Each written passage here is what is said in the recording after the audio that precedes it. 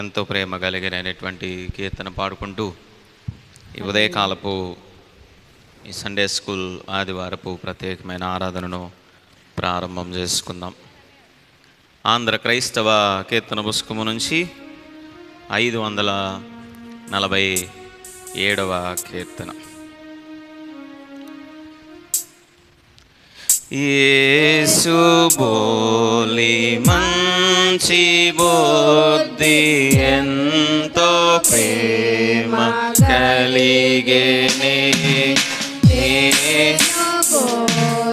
నాటి పనులనే పొడు చేయగో,